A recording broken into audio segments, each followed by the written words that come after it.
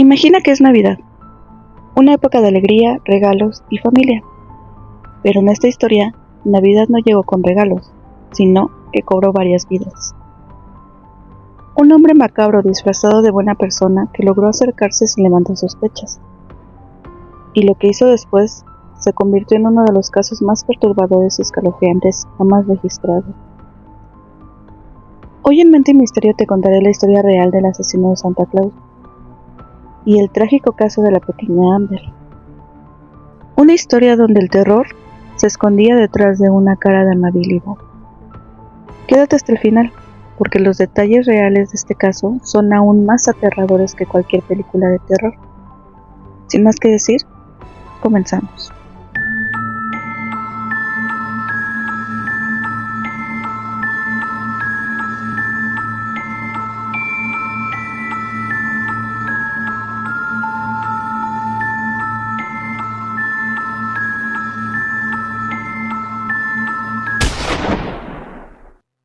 Una niña que esperaba con ansias la Navidad, sin saber que sería la peor Navidad de su vida. Amber, de solo 10 años, fue secuestrada y abusada junto a sus 2 hermanas. Sobrevivió y después ella misma fue la que ayudó a resolver el crimen y que capturaran a su agresor. I got about 6 photographs here, and you may or may not know who's in these pictures, okay? And that's okay. And what I want you to do is look at them, and if you recognize any of them, you tell me.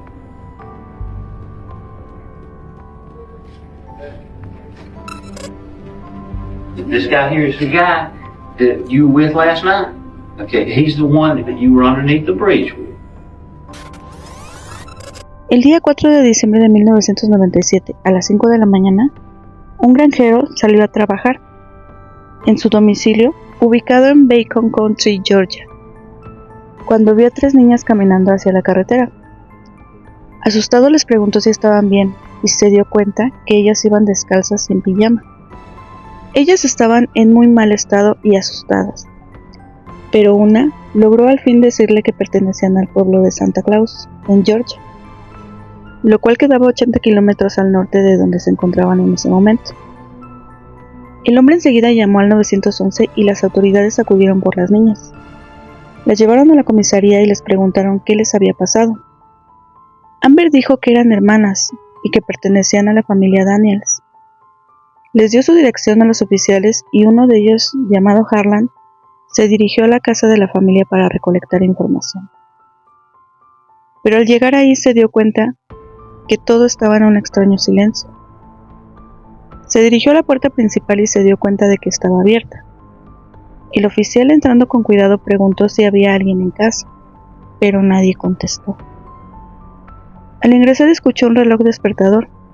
Se activó el sistema de la casa y se escuchaba el llanto de un bebé. Siguió avanzando y notó que debajo de la mesa se movía algo. Al revisar se dio cuenta de que era un niño.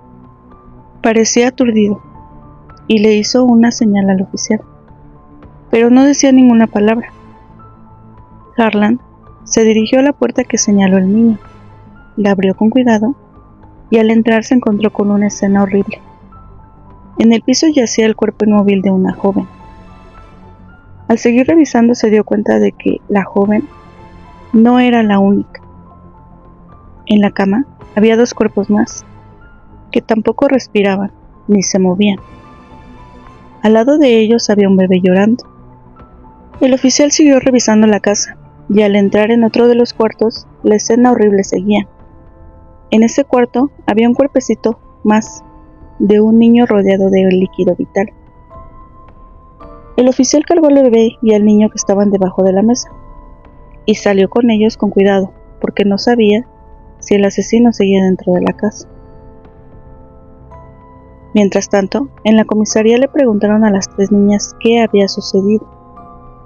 Amber era la mayor, y fue ella la clave para que se dieran con el culpable. Ella dijo que más temprano, un hombre de nombre Scott la había sacado de su habitación. Amber, a los 8 años, en 1995, vivía con su madre biológica Kim. Ella era una persona alcohólica, por lo cual tanto Amber como sus hermanos tuvieron que estar en varios hogares de acogida durante su infancia. Pero con el paso de los años, Kim entró a un programa de Alcohólicos Anónimos y se propuso ser una mejor persona y madre para darle a sus hijos una vida hermosa. Estando en el programa conoció a otro alcohólico en recuperación, Danny Daniels. Se enamoraron y ambos salieron adelante sin volver a beber ni una sola gota. Dan y Kim se casaron. Él tenía una hija adolescente llamada Jessica, así que tanto ella como los 3 hijos de Kim, Amber, Brian y Brooke, se fueron a vivir juntos. Eran una familia unida y tenían un hogar estable. Empezaron a abrir sus puertas a niños adoptivos, ya que querían ayudar a más personas como fueron ayudados ellos, antes durante la infancia de Kim y años más tarde durante la infancia de sus hijos. Así que estando sobrios y estables, quisieron brindarle la mano a más pequeñitos. Una de las primeras chicas que los Daniels acogieron era una chica llamada Joan. Tanto ella como Amber se hicieron muy buenas amigas, las mejores. La madre de Joan tenía permiso de visitarla, así que lo hacía junto con su hijo Jerry Scott Heidler, el cual tenía 18 años y era muy bueno con los niños. Saltaba con ellos, les enseñaba a pescar, siempre jugaba, los cargaba en su espalda y amaba a todos los niños. Y a ellos les encantaba estar con él. Lo llamaban de forma cariñosa como Scott. Después de 2 años, Joan regresó con su familia, así que tanto Amber como su familia, los Daniels, no volvieron a saber nada de Joan ni de Scott. En el año de 1997, los Daniels vivían en una casa con sus 4 hijos y otros 3 niños de acogida. Al iniciar diciembre, armaron su árbol y esperaban la Navidad con ansias, una fecha que querían que fuera muy especial. El 4 de diciembre, Amber dormía tranquila cuando alguien le gritaba: «¡Despiértate! ¡Despiértate!». Ella asustada despertó. Aunque estaba oscuro, pudo notar que quien le hablaba era Scott. Amber escuchaba a sus hermanos llorando en la habitación. Sin embargo, Scott la jalaba del brazo y le decía que tenían que salir de ahí. Amber le preguntó en dónde estaban sus padres, y Jerry le dijo que ya se habían ido con los otros niños, que le pidieron el favor a él de que la buscara tanto a ella como a sus hermanas Amanda y Brooke. Sin embargo, antes de salir, Amber vio a su hermanito Cory de 4 años debajo de la mesa, y a lo lejos, escuchaba a su hermanito Gay. Jerry siempre fue bueno con ellos, así que las 3 niñas de inicio subieron a su camioneta, sin preguntar nada. Jerry les dijo que las llevaría con sus padres, pero después de un rato, las niñas comenzaron a llorar. Después de 30 minutos conduciendo por la carretera, Jerry se desvió en una esquina y estacionó la camioneta debajo de un puente. Le ordenó a Amber que se pasara al asiento de atrás y les ordenó tanto a Amanda y a Brooke que se pasaran al asiento de enfrente. El hombre se desvistió y Amber notó que tenía un cuchillo y un arma en el auto. Abusó de ella, pero Amber puso resistencia. Y Jerry le dijo que si seguía poniendo resistencia le haría lo mismo a las otras 2 niñas. Así que Amber, por proteger a sus hermanitas, se quedó quieta, aguantando el dolor que Jerry le causaba. Cuando Jerry terminó, le ordenó a Amber que se vistiera. Él enseguida volvió al asiento del conductor y siguió avanzando. Las niñas iban completamente calladas y quietas, con mucho miedo, pero sin moverse. Después de un rato más conduciendo, Jerry paró, y aunque era de noche, Amber notó que estaban en un puente. Jerry tomó el arma y las obligó a salir de la camioneta. Iba detrás de ellas mientras avanzaban. Ellas iban muy asustadas caminando, acercándose a la orilla del puente. Debajo de este había un arroyo con una corriente muy fuerte. Ellas estaban paralizadas, pero Jerry arrojó el arma a la corriente. Las niñas, al ver la oportunidad, comenzaron a correr descalzas lejos de la camioneta, rumbo al bosque. Amber esperaba ser más rápida que él. Sin embargo, el hombre se fue sobre Brooke, la agarró del brazo y le gritó a Amber que si no regresaban enseguida a la camioneta, él la arrojaría por el puente. Amber estaba entre la espada y la pared. ¿Seguir adelante huyendo, arriesgando la vida de su hermanita? ¿O volver y soportar lo que el hombre quisiera hacerles? Amber y Amanda, sin otra opción, regresaron a la camioneta. Subieron y Jerry volvió a manejar sin rumbo, lejos de su casa. Después de algunos kilómetros se detuvo en un callejón sin salida, las bajó y les dijo que lo esperaran 5 minutos y que no se atrevieran a moverse. Así que las niñas con miedo se quedaron paralizadas. Amber, asustada, comenzó a contar y al llegar al 65 le dijo a sus hermanas que tenían que correr y buscar ayuda, que tenían que contar lo que les hicieron y así poder volver a casa. Encontraron una granja a lo lejos, corrieron a ella, pero de pronto vieron las luces de un auto y Amber le dijo a sus hermanas que saltaran al barranco para que no las vieran, pero se quedaron paralizadas del miedo unos segundos. Un hombre bajó del auto y se dirigió hacia ellas, pero gracias a Dios no era Jerry. Era un granjero local que se ofreció a ayudarlas. Amber suspiró aliviada y les dijo a sus hermanas que salieran. El granjero las llevó a un lugar seguro y llamó a emergencias. Las llevaron a la comisaría.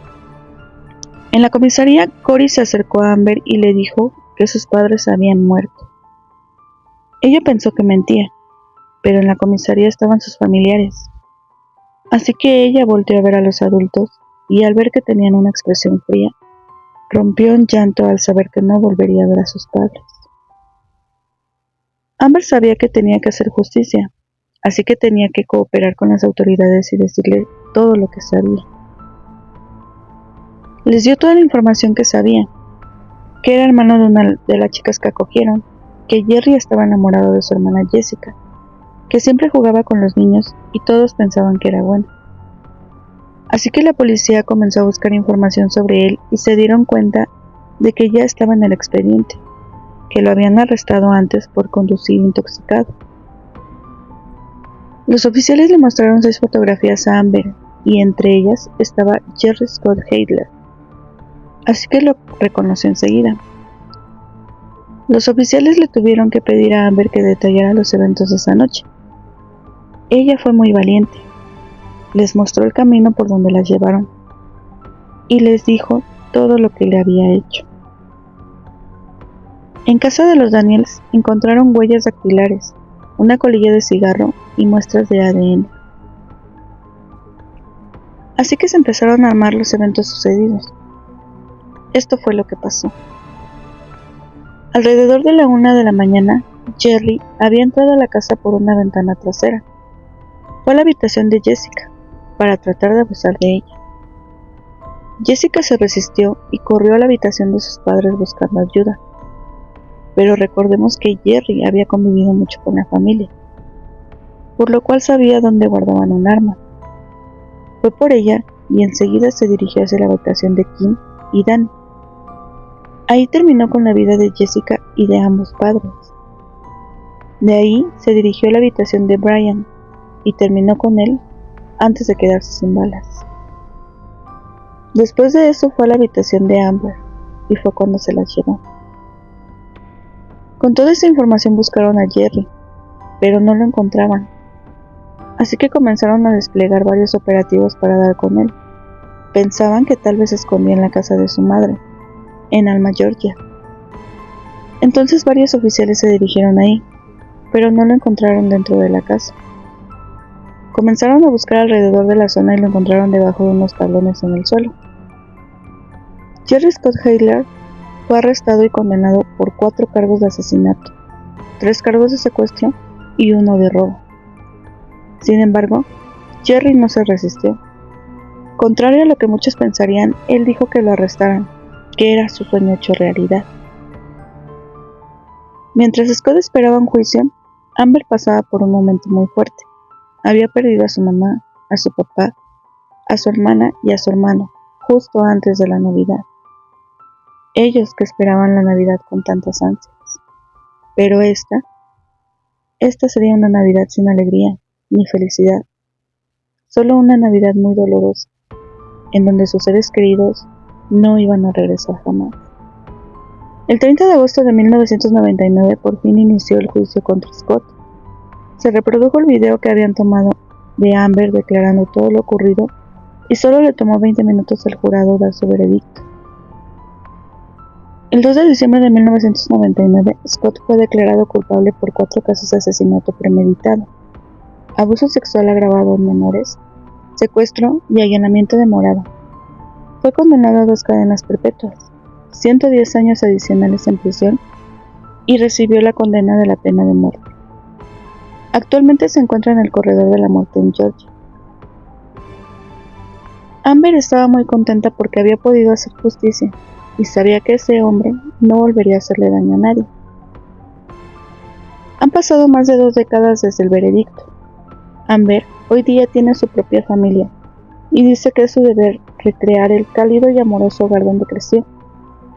Hoy día Amber es una persona muy amorosa con su hijo y lo cuida mucho para que no tenga que pasar por lo que pasó ella de niña.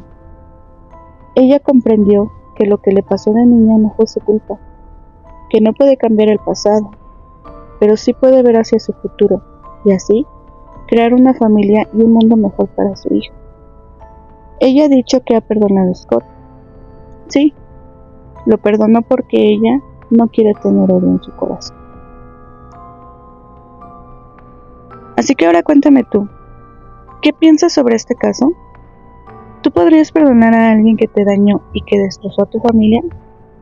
Te estaré leyendo en los comentarios. Hasta la próxima.